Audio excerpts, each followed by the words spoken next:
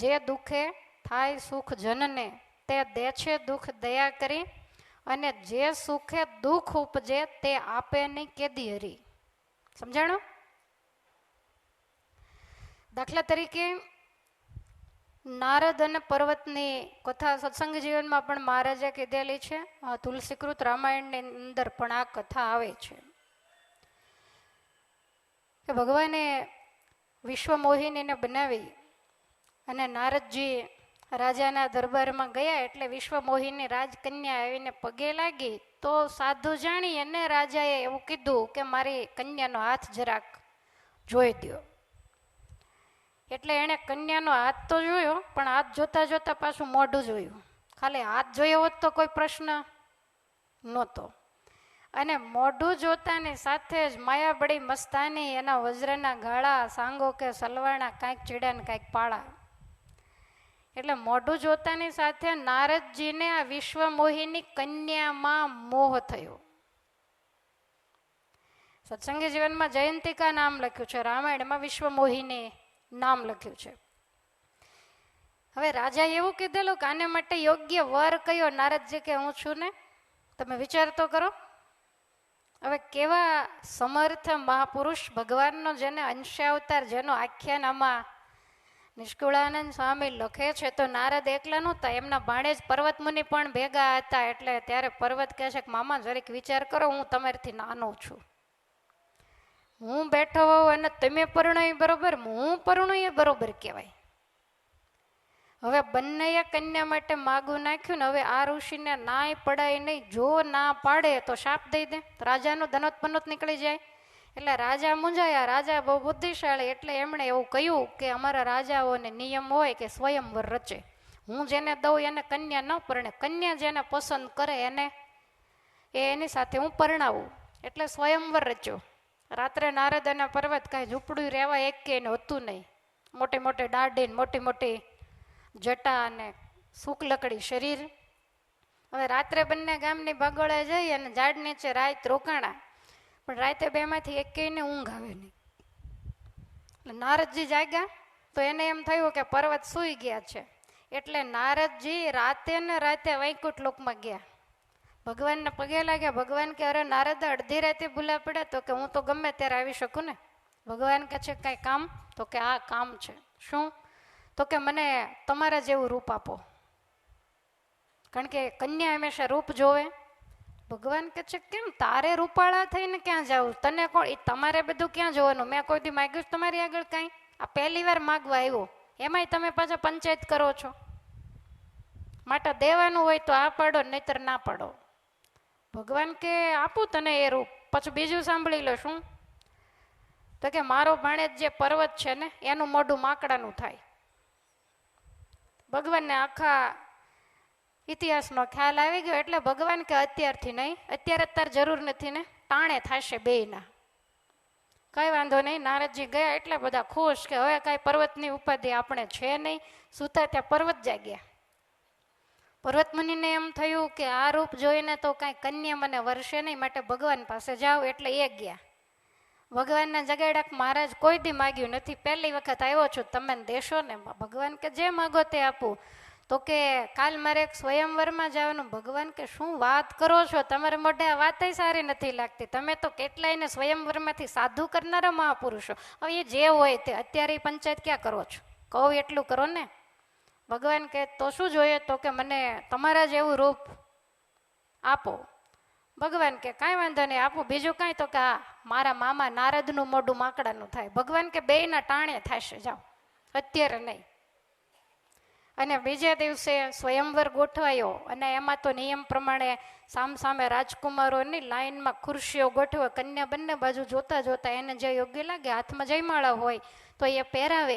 એટલે નારદને પર્વતે દરવાજાની જ ખુરશી સામસામે લઈ લીધી. પછી બધા રાજકુમારો બેય સામસામા બેઠા.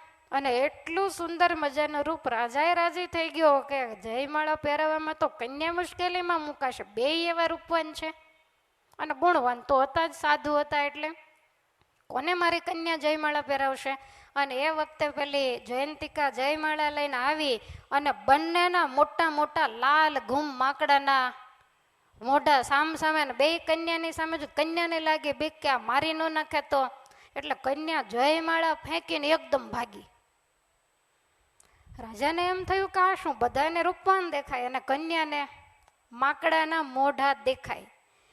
એટલે કન્યાને પૂછ્યું તો એણે કીધું પિતાજી હું જઈશ આગળ, પણ પહેલા દરવાજા ઉપરથી સામસામી ખુરશી ઉપરથી બે માકડાને ઊભા કરીને ભગાડો અને પછી જ હું જઈશ. અને બેનું કેવું કે બે સામસામા બેઠા હોય એટલે બેયને એકબીજાનું મોઢું માકડાનું દેખાય, પોતાનું તો કોઈને દેખાતું નથી. ને આ કઠણાઈ તો જન્મ જન્મથી છે કે પોતાની ભૂલ પોતાને ક્યારેય પણ દેખાતી નથી. પછી કે ભેંસના શિંગડા વાંકા ને કૂતરાને પૂંછડી વાંકી. ત્યારે એ સાંભળીને શિયાળ બોલ્યો કે દાખે દલપત રામ, અન્યનું તો એક વાંકો આપના 18 છે. ઊંટ ઊભો ઊભો આવું કીધે રાખે, ભેંસના શિંગડા વાંકા, કૂતરાને પૂંછડી વાંકી, બધાને બધું વાંકું. એટલે શિયાળે કીધું કે આબલામ જુઓ, એ બધાને એક એક જ છે, તમારે 18 વાંકા છે. એટલે આપણી પરિસ્થિતિ પણ ઘણી વખત આવા ઊંટ જેવી જ બનતી હોય, આપણને બધામાં દોષ દેખાય, આપણે અરીસો આપણી સામે રાખતા નથી ને ઠાકોરજી આંખો એવી આપી બત્તીની જેમ સામેવાળાને જ દેખે. લ્યો તમે જોજો, બેટરી તમારા હાથમાં હોય ને તો તમને આમ આનંદ હોય કે મારા હાથમાં બેટરી છે, પણ એ અજવાળું તમારા શરીર ઉપર ન પડે, એ તો સામાના શરીર ઉપર જ પડે. એમ આંખો આપણને ઠાકોરજીએ એવી આપી છે કે બીજા બધા એનું જોયા કરે પણ પોતે પોતાનું ક્યારે જોતો નથી, વિચારતો નથી. પ્રથમના 20માં મહારાજ કે એ જ અજ્ઞાનીમાં અજ્ઞાની, એ જ મૂર્ખમાં મૂર્ખ ને એ જ ગેલામાં ગેલો, કે જે પોતે પોતાને નથી જોતો અને બીજાને જ જોયા કરે છે. આપણે પોતાનો દોષ જો જોતા શીખીએ તો આપણે પણ દાદા ખાચર જેવા, જસુબા જેવા અને મોટાબા જેવા થઈએ. પણ મને નથી લાગતું કે મરશું ત્યાં સુધી આવી બુદ્ધિ આપણને આવશે. આપણે બીજાનું જ જોયા કરતા હોઈએ. એટલે તરત જ ખ્યાલ આવી ગયો નારદને અને પર્વતને, બંને ઊભા થઈ ગયા. એટલે કોઈ રાજકુમારે કીધું કે મુનિવરો તમે બે મહાન છો, અમે તમને બીજું કાંઈ કહેતા નથી, પણ ગામની બહાર સરોવર છે ને, એ સરોવરનું ચોખ્ખું પાણી છે, એમાં જઈને તમે તમારા મોઢા બે જોઈ લો, વધારે તો કાંઈ કહેવાય નહીં. બંને જઈને મોઢા જોયા અને બેયનો મગજ ગયો. એટલા બધા બંને ખીજાયા ને સીધા વૈકુંઠ લોકમાં ભગવાનને કહે છે કે તમને કઈ શરમ જેવું છે કે નહીં? ભગવાન કે મને તમને આવા તમે સાધુ ઠેક ઠેકાણે ફરનારા, તમે વિચારો નારદજીએ દક્ષ પ્રજાપતિના કેટલાય દીકરાઓને સાધુ કરી નાખેલા અને તમારે હજી જયંતિકા કન્યાને પરણવું હતું, શરમ મને કે તમને નથી? ત્યારે આ કહે છે પણ તમે આટલું ન કરી શક્યા? ભગવાન કે એ વસ્તુ ન થાય, તમે છો એ મારા દીકરા છો, તમારું નાનું છોકરું હોય અને એકદમ સરસ મજાની ચળકતી છરી હોય, એને આમ પકડવા જાય તો તમે પકડવા દો નહીં? એ રોવા માંડે તો, પગ પછાડે આળોટવા માંડે તોય નહીં. સરસ મજાનો દીવો ચાલુ હોય, આરતી ચાલુ હોય અને ત્યાં તમારો છોકરો જઈને આમ અંદર હાથ નાખે તો તમે અગ્નિને પકડવા દો? તો રોવે તોય નહીં. ગમે એટલા દમ પછાડા કરે પણ તમે એને પકડવા નહીં દો. કેમ? તો બાળકને અણસમજણ છે, એને એમ કે આમાં સુખ છે, પણ તમે જાણો છો કે આમાં સુખ નથી. બસ આ જ વસ્તુ આપણી સમજી લો. ખ્યાલ આવે છે? આ લોકના કોઈ પણ સુખને આપણે પકડવા જઈએ એટલે ઠાકરજીને એમ થાય કે મારો છોકરો છરી પકડવા જાય છે, એ પકડશે ત્યારે એને દુઃખનો અનુભવ થશે. અત્યારે એને એમ જ છે કે આમાં સુખ છે, પણ ખરેખર સુખ આમાં નથી. પણ એ ખબર ક્યારે પડે? સમયે પડે. જેમ તમારા છોકરાને નથી પડતી તમને પડે, એમ આપણને નથી પડતી. અને ઠાકોરજીને આપણા ભવિષ્યની ખબર છે, એટલે આપણે માગીએ એ ઠાકોરજી આપણને દેતા નથી. તમે ઠાકોરજીને પ્રાર્થના કરો સરસ મજાની ડાય અને કયાગરી પુત્ર વધુ દેજો. ઠાકોરજીને ખબર જ હોય કે એવી દેશું તેની સેવામાં સેવામાં રહેશે. એટલે ઠાકોરજી કંઈક અલગ પ્રકારની આપે, કંઈ મેળ જ આવે નહીં છેક સુધી. પછી આપણે પૂછીએ કેમ? તો કે સૌનું કરે, આપણે તો ભજન કરો. કેમ? વૈરાગ ક્યાંથી આવ્યો? કારણ કે આપણું કાંઈ ઘરમાં ઉપજે એવું છે નહીં, એટલે ઓટોમેટિક વૈરાગ આવી ગયો અને રસ્તો ફેરવી નાખ્યો કે એનું કરે. ટાઈમે થાળી આપે, જે આપે જમીન હરિગુણ ગવાય. કોણ બધાની ઉપાધિ કરે? પાછા અમને કે શું લાવ્યા ને શું લઈ જવાના? એટલે અમે તમે ખ્યાલ આવે છે? પછી કથાની જરૂર ન પડે ને ઘરે ગુરુ મળી રહે અને એવો વૈરાગ થઈ જાય, એવા ભગવાનને માર્ગે ચડી જાય. એટલે ઠાકોરજીને ખ્યાલ જ હોય કેવી આપીશ તો આ અક્ષરધામ સુધી પહોંચશે, એટલે એ બધું જોઈ વિચારીને જ કરતા હોય. એટલે મહારાજને કંઈ તમારી જેમ મરજી હોય એમ તમે જેમાં રાજી એમાં જ અમે રાજી. તો ભગવાન આ રીતે જીવાત્માનું હિત કરે છે.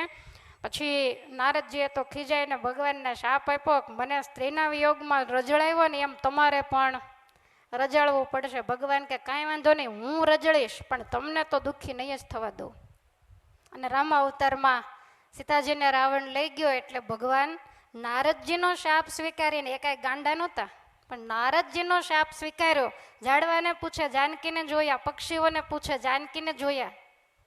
એ નારદજીનો શાપ સ્વીકારી અને ભગવાન આ રીતે રડતા. તો જેમ બાળકનું જતન માતા કરે એમ ભગવાન આપણું જતન કરે છે. ડૉક્ટર આપણને કેવી ઔષધિ આપે? દરદારી દીએ દર્દીને. દરદારી એટલે ડૉક્ટર.